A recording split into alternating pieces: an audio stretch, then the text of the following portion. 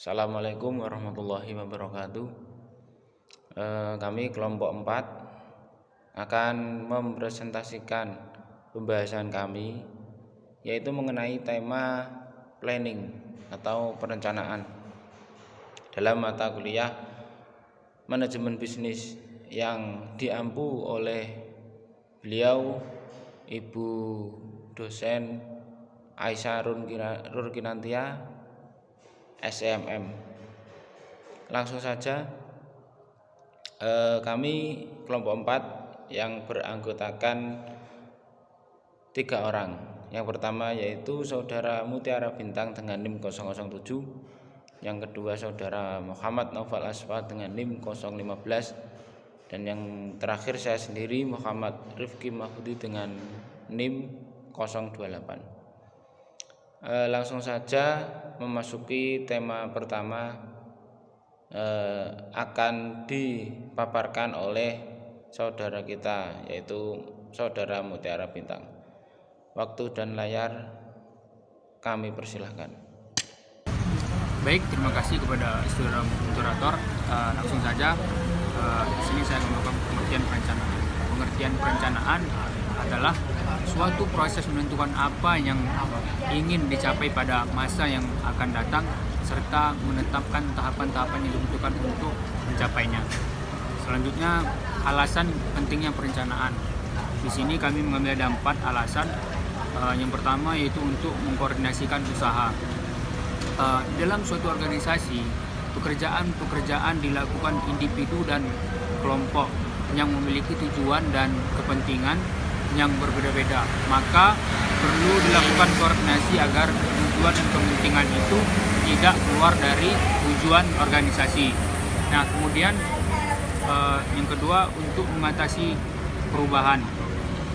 Dengan adanya perencanaan yang matang, maka perubahan potensial akan terjadi dan akan dapat diantisipasi secepat mungkin. Kemudian yang ketiga, untuk pengembangan manajer. Manajer harus bertindak proaktif dan membuat hal-hal yang terjadi, dan bukan sebaliknya, bertindak reaktif dan membiarkan hal-hal terjadi. Tindakan perencanaan akan mempertajam kemampuan manajer untuk berpikir ketika mereka mempertimbangkan gagasan-gagasan abstrak dan kemungkinan-kemungkinan yang akan terjadi. Kemudian yang keempat, pentingnya perencanaan untuk pengembangan standar kinerja.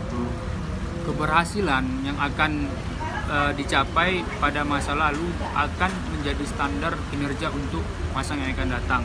Tanpa perencanaan, standar performa makin mungkin menjadi tidak rasional dan subjektif. Selanjutnya, hubungan perencanaan dengan fungsi manajemen.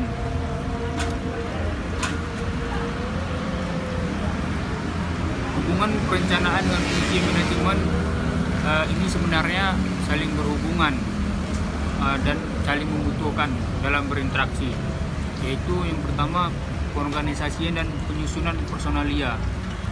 Pengorganisasian adalah proses pengaturan kerja bersama sumber daya keuangan, fisik, dan manusia dalam organisasi.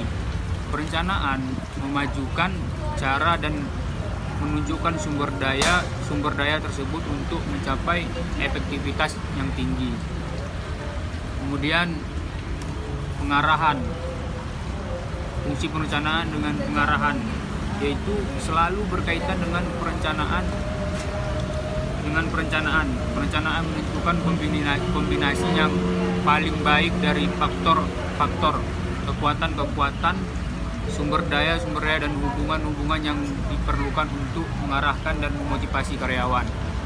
Kemudian fungsi pengawasan, yaitu perencanaan dan pengawasan saling berhubungan sangat erat sehingga sering disebut sebagai kembar siam. Dalam manajemen, pengawasan adalah penting sebagai produk perencanaan efektif. Oleh karena itu, pengawasan bertindak sebagai kriteria penilaian pelaksanaan kerja terhadap rencana. Tujuan setiap rencana adalah untuk untuk membantu sumber daya dalam kontribusinya secara positif terhadap pencapaian. Baik, atas kesempatan dan waktunya, di sini saya akan melanjutkan materi tipe-tipe perencanaan. Perencanaan yang dilakukan oleh para ahli, apapun bentuknya itu, antara satu tipe dengan tipe yang lainnya saling berkaitan. Adapun tipe-tipenya yaitu perencanaan strategis, perencanaan operasional, perencanaan spesifik, perencanaan fleksibel, perencanaan sekali pakai, dan perencanaan siaga. Perencanaan strategis yaitu rencana yang dilakukan organisasi secara keseluruhan dan menetapkan tujuan keseluruhan organisasi. Rencana ini dapat dipandang sebagai rencana umum yang mengalokasikan sumber daya, prioritas, dan langkah-langkah ke depan suatu organisasi.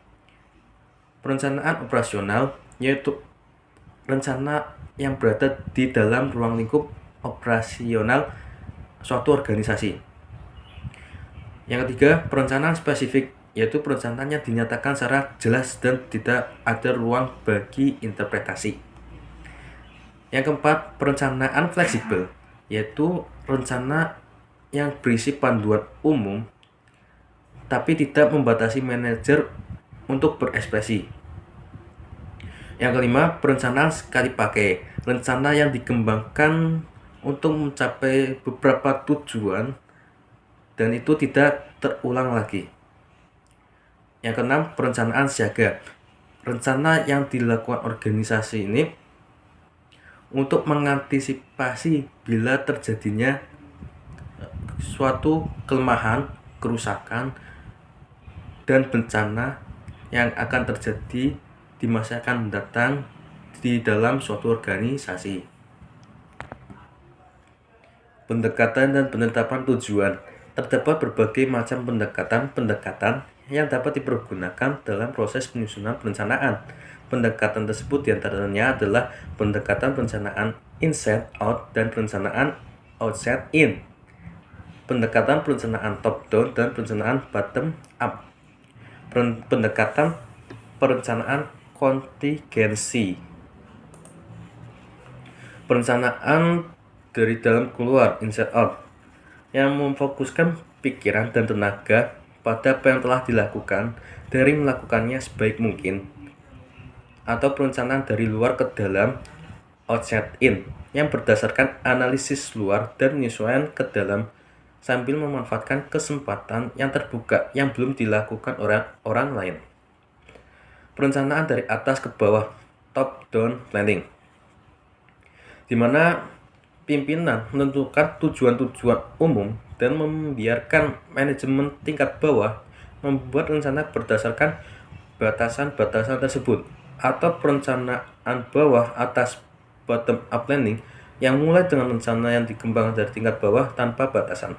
Yang terakhir, perencanaan situasional contingency planning yang meliputi identifikasi tindakan alternatif yang dapat dipakai untuk mengubah rencana semula bila situasi berubah menurut waktu.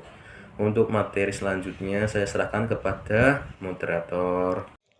Baik, langsung saja memasuki tema ketiga yaitu karakteristik tujuan.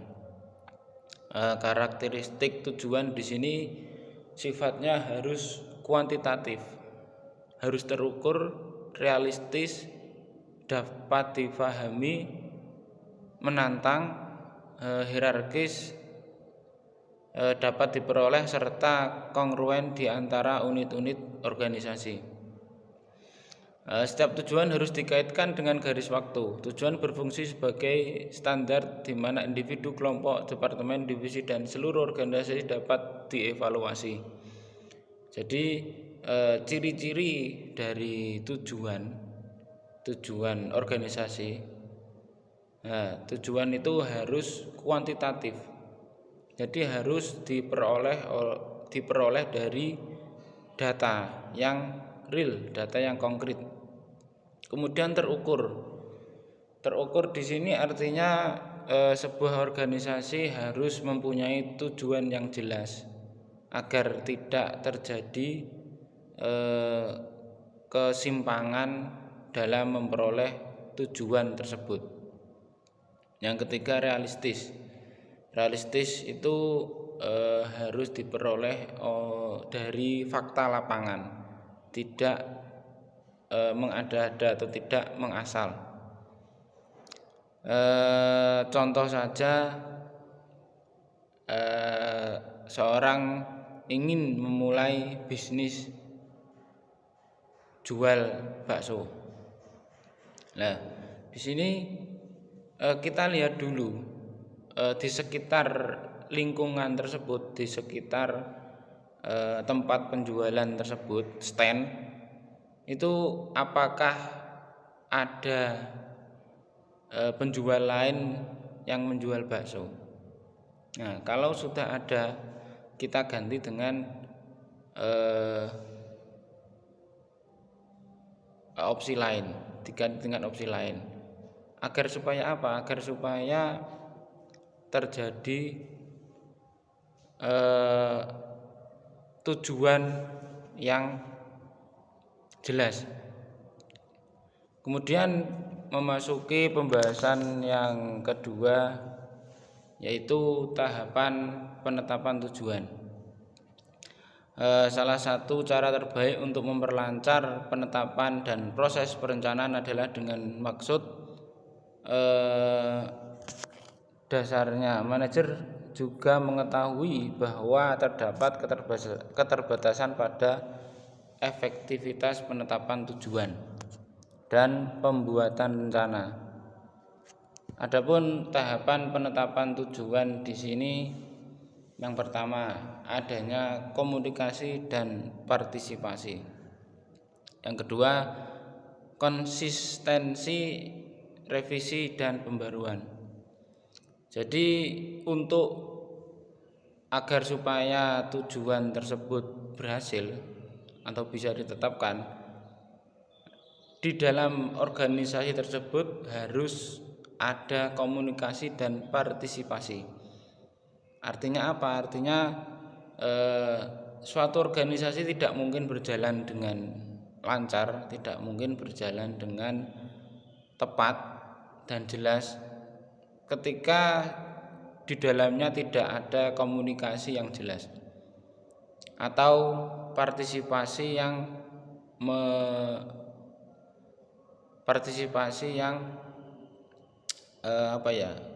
intinya kerjasama yang bisa membuahkan hasil. Jadi agar supaya organisasi tersebut berhasil, itu harus mengadakan komunikasi di dalamnya. Jadi apa-apa itu dibincangkan, apa-apa dikomunikasikan, dibahas agar supaya jelas. Dan yang terakhir, yaitu beberapa alasan mengapa manajer ragu atau seringkali gagal dalam menetapkan tujuan organisasi. Yang pertama, keengganan melepaskan tujuan alternatif. Artinya apa? Suatu manajer tersebut tidak yakin atas putusannya, tidak yakin atas keputusan yang telah diambil. Jadi masih ambang-ambang, masih belum yakin 100%. Dan yang kedua yaitu ketakutan akan kegagalan. Jadi ketika kita mau membuka bisnis atau membuat organisasi, itu kalau bisa jangan takut gagal. Nah, adapun ketika kita menemukan kegagalan, itu hal yang lumrah. Kita menemukan kegagalan itu agar supaya kita bisa evaluasi, agar kita bisa memperbaiki mana yang perlu diperbaiki. Jadi sebuah organisasi atau sebuah bisnis itu jangan ada kegagalan, jangan ada ketakutan akan kegagalan. Kalau kita belum melangkah sudah takut, itu suatu organisasi tidak mungkin berjalan.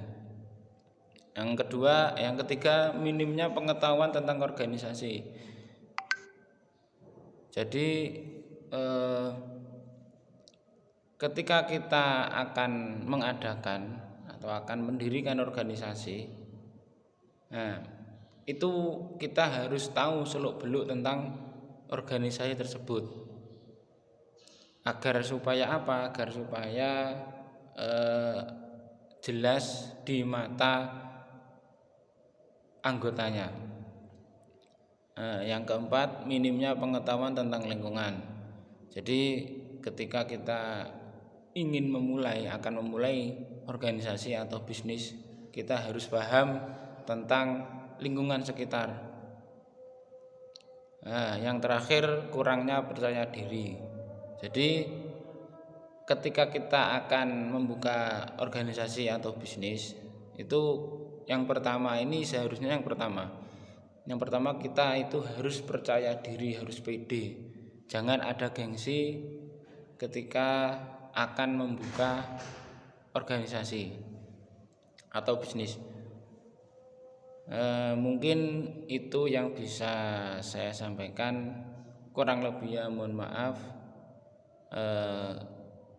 Sekian dari kelompok 4, kurang lebihnya mohon maaf. Assalamualaikum warahmatullahi wabarakatuh.